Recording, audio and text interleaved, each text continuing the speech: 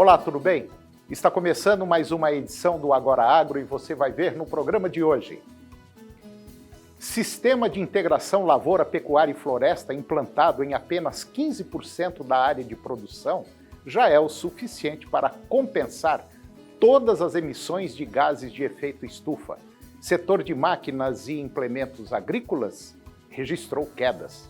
O SDA notificou o frigorífico Minerva a exportar carne bovina brasileira para os Estados Unidos. Vamos falar sobre pecuária de corte e também sobre liderança regenerativa. O Agora Agro já está no ar.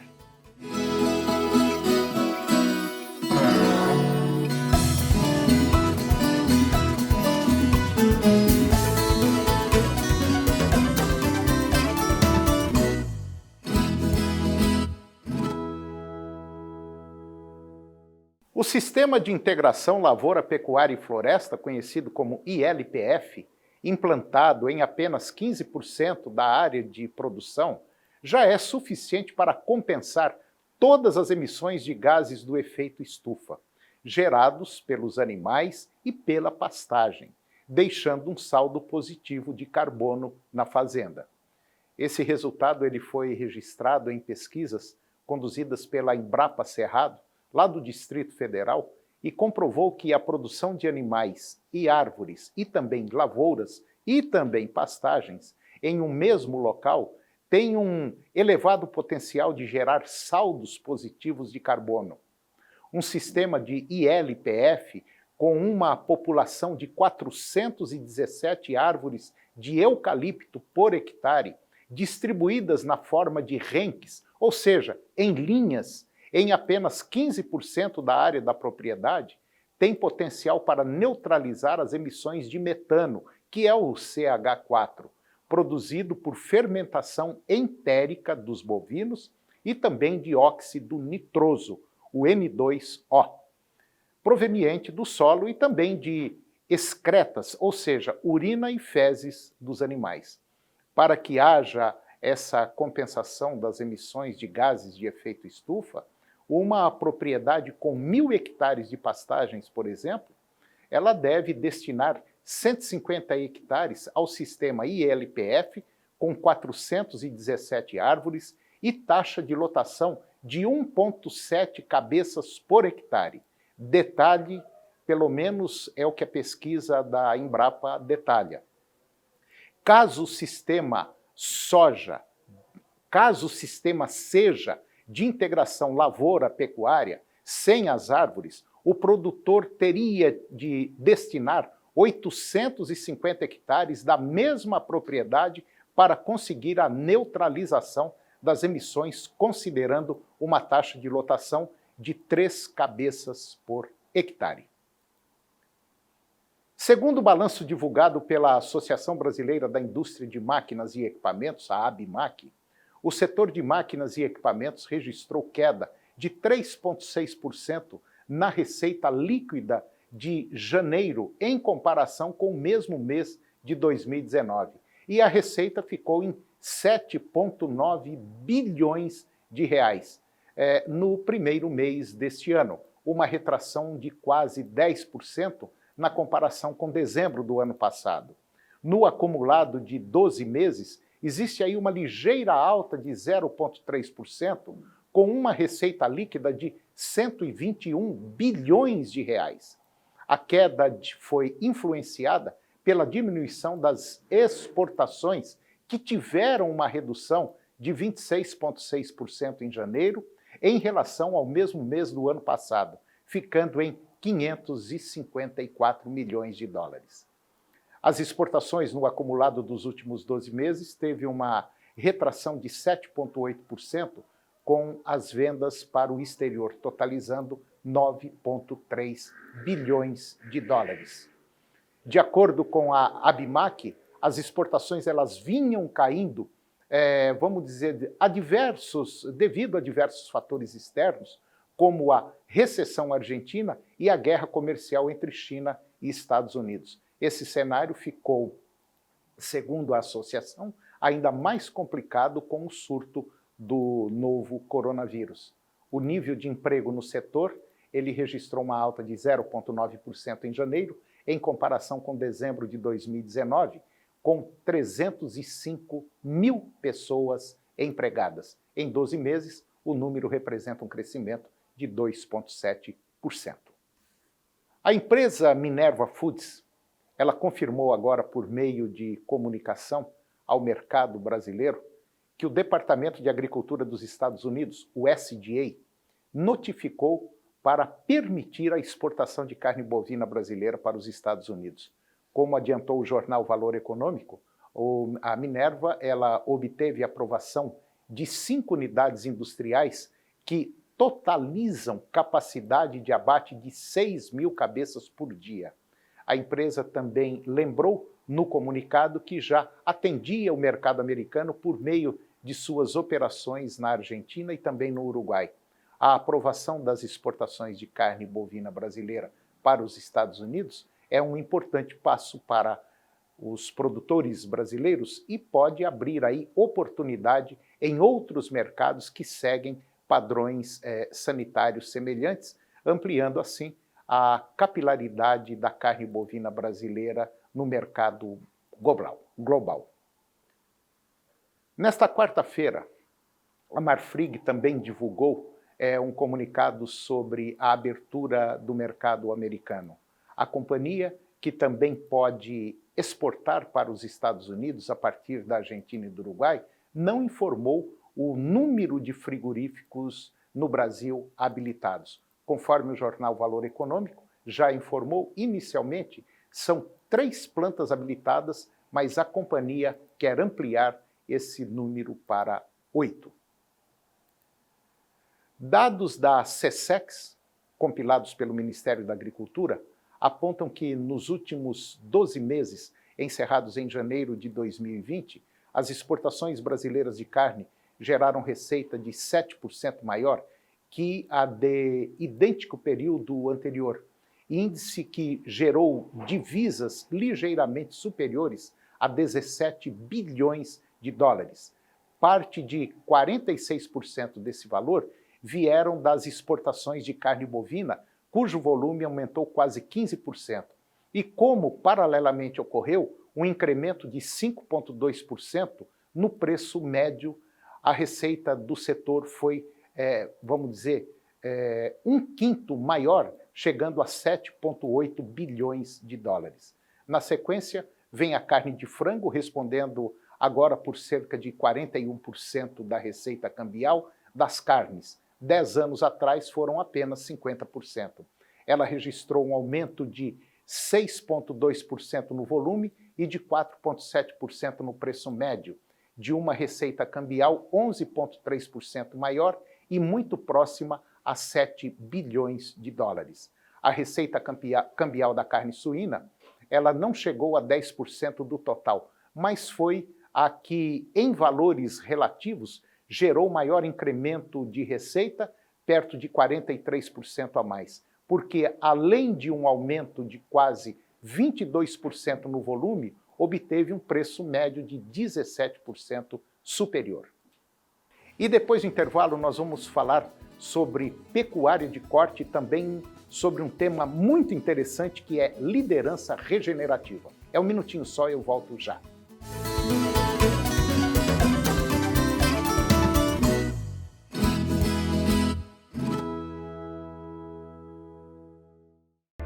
No portal Pai Eterno, você tem acesso ao conteúdo oficial do Santuário Basílica de Trindade. Confira notícias sobre a devoção ao Divino Pai Eterno, acenda uma vela da fé e muito mais. Acesse paieterno.com e faça parte desta família de amor.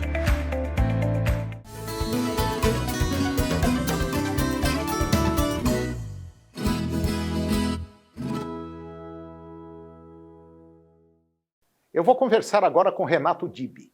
O Renato, ele é zootecnista e é professor na área de veterinária, na área de zootecnia, e é um especialista em, vamos dizer assim, em nutrição animal, principalmente pecuária de corte. E nós vamos conversar hoje sobre um tema que nós já falamos em um programa anterior, que é sobre alimentação de bovinos, principalmente confinados. Você que vai confinar daqui para frente, você que vai confinar, já tem que pensar agora para lá para frente. Renato Dib, tudo bem? Bom dia, Toninho. Tudo bem? Graças a Deus. Então tá bom, tá ótimo. Renato, dando continuidade a uma conversa que nós já tivemos sobre alimentação. A gente sabe que a alimentação é basicamente um dos itens mais caros de um confinamento.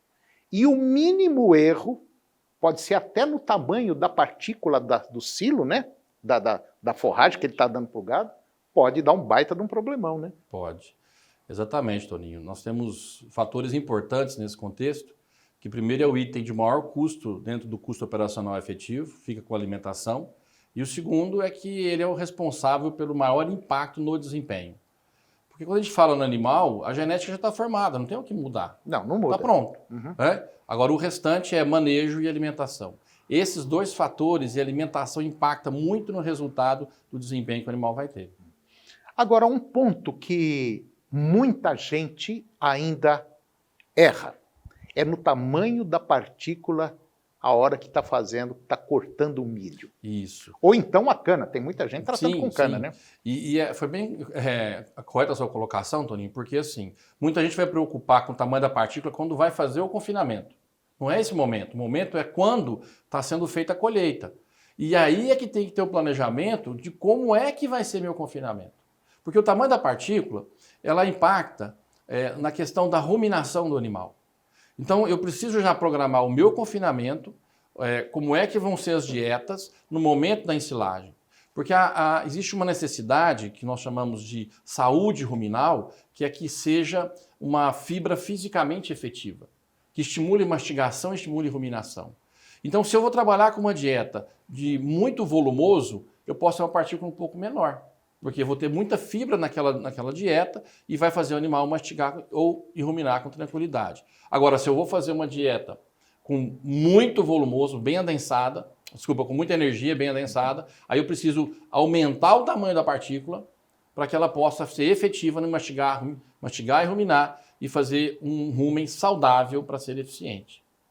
E isso também tem impacto no momento de ensilar para a compactação dentro do silo, para uma boa fermentação. Então isso é essencial que haja esse acompanhamento de forma bem séria e bem profissional.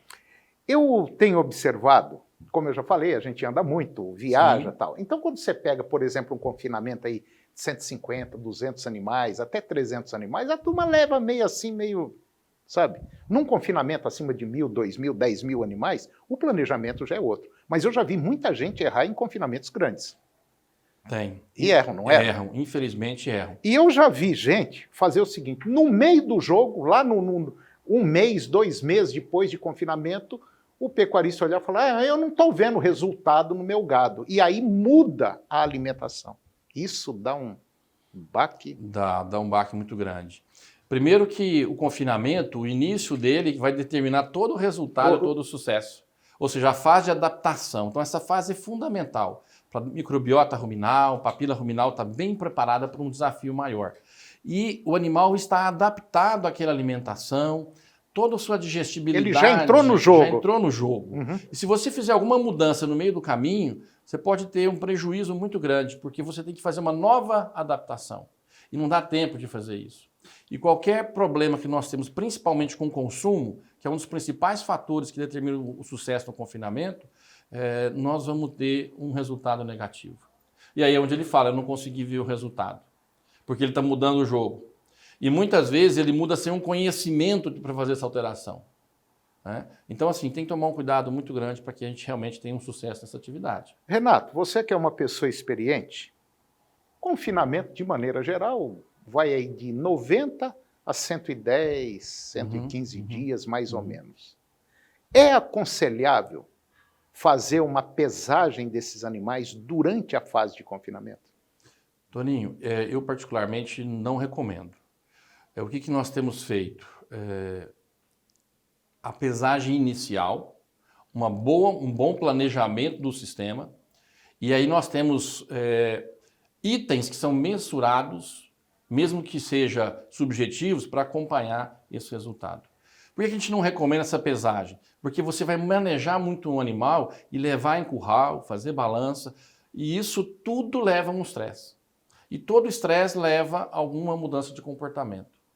Então, eu vou dizer para você o seguinte, tem 3 fatores básicos que eu posso afirmar com tranquilidade que o meu animal está tendo o resultado do confinamento. O primeiro é o consumo alimentar. Se o consumo estiver dentro do projetado, ele está ingerindo a quantidade de nutrientes, em especial a energia que ele precisa, que é o fator mais importante dentro do desempenho, energia. O segundo é a qualidade, que a gente chama de score de fezes. Se as fezes estão dentro daquele padrão que nós estamos buscando, nem muito duras, nem muito moles, eu tenho uma boa digestibilidade. E pelas fezes a gente consegue saber como é que está a digestibilidade e até mesmo como é que se está faltando um ou outro nutriente.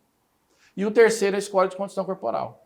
Então é visual. Se você tem uma curva crescente de consumo e você vê a qualidade fecal e vê o animal respondendo, pode ficar tranquilo, vai acertar.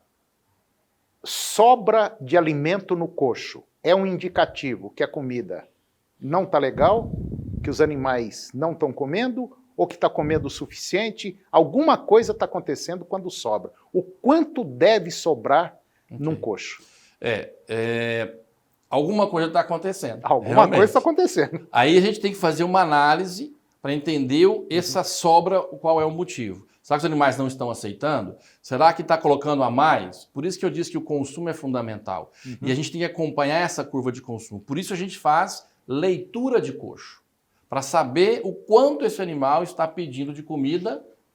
Deixa eu só te cortar. Eu me lembro uma vez, eu fui a um confinamento, nós somos umas 5, 6 pessoas, e tinha uma pessoa lá dos seus 45, 50 anos, pecuarista. E tinha um rapaz com a caderneta na mão, uma prancheta, me passava no coxo, mexia, e a gente passou de carro e ele olhou e falou, o que aquele cara está fazendo ali? Eu falei, ele está fazendo leitura de coxo para ver se está faltando, se os animais estão comendo muito ou comendo pouco, vendo o que sobrou. Rapaz, isso é besteira, só larga a comida à vontade lá no coxo. Pois é, a comida à vontade. Comigo, esse não é pecuarista. Sobra, isso é desperdício. Desperdício é perda de dinheiro. Então, a gente tem uma leitura de coxo, que a gente trabalha de -1, -2 a 2, o ideal é o 0. O 0 é aquele que vai ter uma sobra de comida por volta de 2%, de 1 a 3% da última oferta, onde que se eu atrasar 15 minutos no meu trato, ele consome. Esse é o ideal. Quer dizer, o boi se alimentou, comeu, teve uma pequena sobra, e que se eu atrasar meu trato, ele consegue consumir. É aquele fundinho que fica. É o fundo que fica, exatamente. Aí eu sei que está andando certo. Toda sobra é desperdício, e o que faltou, você vai ter um resultado negativo. Bom, então você que vai confinar, que pretende confinar, o seu planejamento já começou. Já começou. Se começou mais ou menos, o seu confinamento, o resultado vai ser mais ou menos. Se foi tudo certinho, vai ser ótimo. Perfeito. Renato, mais uma vez, muito obrigado pela sua presença aqui no nosso programa. É um tema excelente e nós vamos continuar com esse tema, porque ele faz parte de uma sequência aqui no nosso programa. Renato, muito obrigado. Muito obrigado, Toninho, que eu agradeço. Eu que agradeço. Obrigado. E depois do intervalo, nós vamos falar de um tema muito interessante. Nós vamos falar sobre liderança regenerativa. É um minutinho só e eu volto já.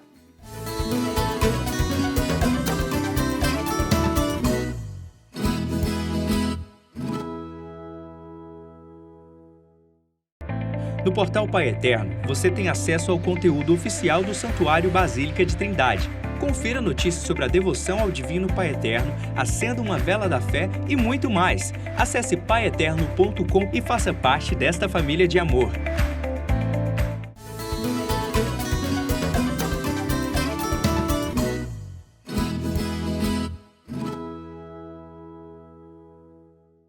Eu vou conversar agora com a doutora Adriana Ferreira. A doutora Adriana ela é mestre em desenvolvimento humano, master coach, mentora, especialista em atendimento sistêmico para empresas, organizações. E nós vamos falar de um tema muito interessante. Nós vamos falar sobre liderança regenerativa. Doutora Adriana Ferreira, tudo bem? Tudo bem, Antônio. Então tá bom. Mais uma vez, muito obrigado pela sua presença aqui no nosso programa, para falar de um tema que mexe com todo mundo. Mexe com a dona de casa, mexe com o empresário, mexe com o rico, com o pobre, enfim, com toda a classe, que é a liderança regenerativa. E falando em liderança regenerativa, o que é liderança regenerativa? Então, Antônio, a gente vem discutindo muito sobre liderança há muito tempo. Só que existe uma sociedade que está em completa desconexão social, econômica, financeira com uma realidade. Então, você, eu, todos que estão nos assistindo querem um mundo melhor, uma vida melhor, com menos desigualdade, com mais possibilidades de emprego, de empresas crescendo. Só que o resultado que nós produzimos é inversamente ao que nós desejamos. Então surge no mundo inteiro a liderança regenerativa, que é uma liderança para uma sociedade 5.0. Uma sociedade que tem muita tecnologia e está pouco olhando para ela mesma. E quando ela deixa de olhar para ela deixa também de olhar para quem está em volta dela. Exato. E acha que o mundo dela se resume, às vezes, num telefone celular, num Google da vida, ou num Instagram, ou no Facebook. E não é por aí o caminho. O que acontece? Essa liderança regenerativa é alguém que tem habilidades, competências diferenciadas, domina as competências técnicas, tem habilidades sociais, mas tem um aspecto importantíssimo, olha para o meio ambiente.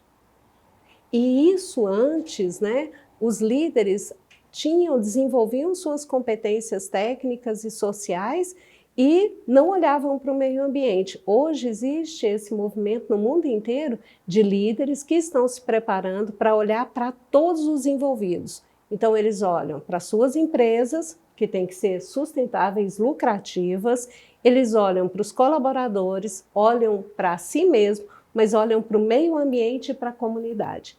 Os líderes que vão assumir, né, definitivamente as empresas do futuro, e quando eu falo futuro é daqui 2 anos, 3 anos, são líderes que têm essa capacidade de olhar para o todo, e não só para a empresa dele.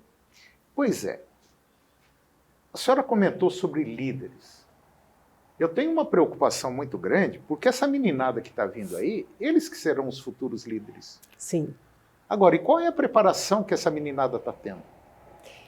Entendeu? É complicado isso aí, porque nós estamos vendo um mundo onde parece que a ganância, a falta de ética, a imoralidade é o que está mandando.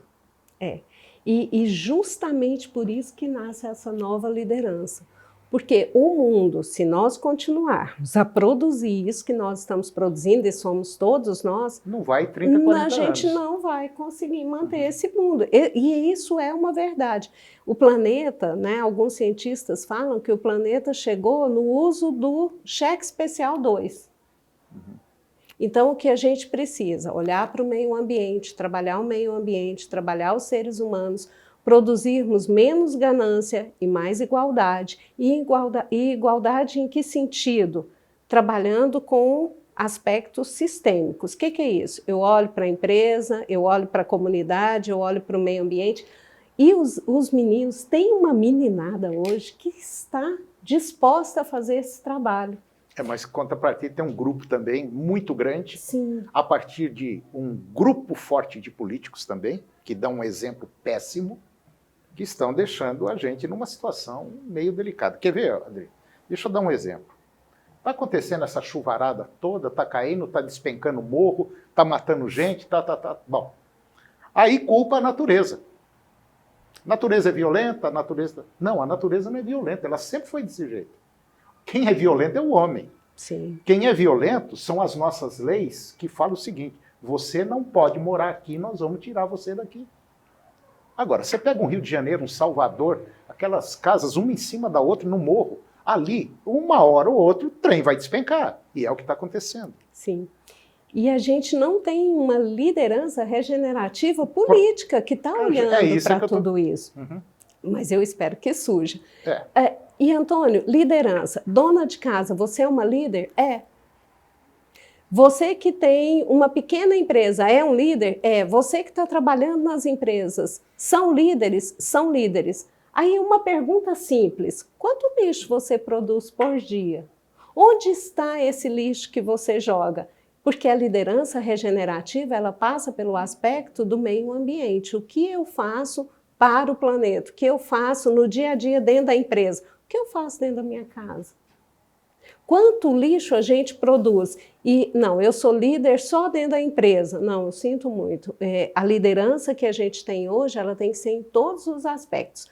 Existem muitas falas hoje que, se você olhar, você vê essa desconexão com a natureza. As pessoas falam, minha vida está vazia, eu não vejo sentido, falta algo para a minha vida. O que é isso? É porque nós estamos desconexos com valores essenciais que são nossos e estamos desconexos com a natureza. E aí a gente produz moradias em encostas, e isso é ganância também, né?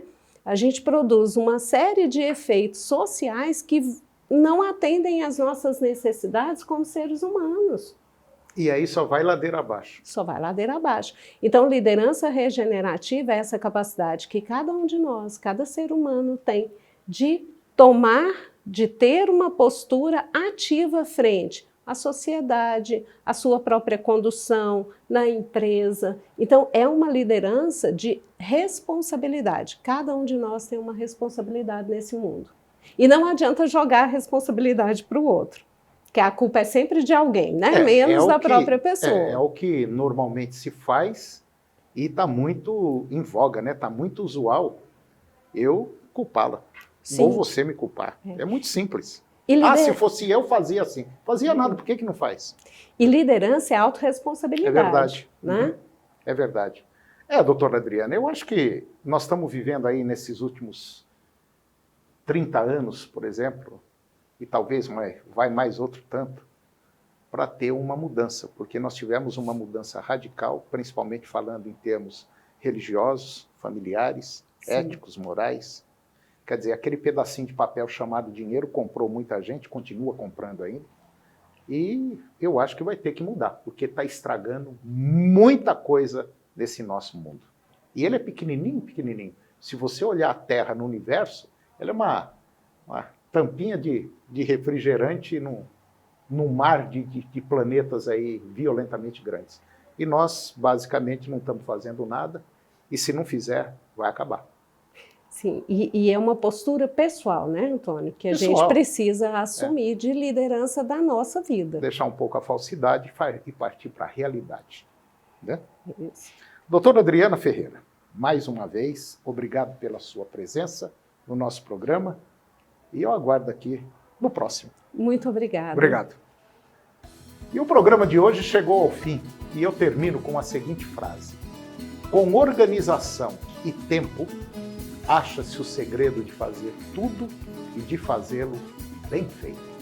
Um grande abraço, obrigado pela sua companhia, que Deus os abençoe e até o próximo programa.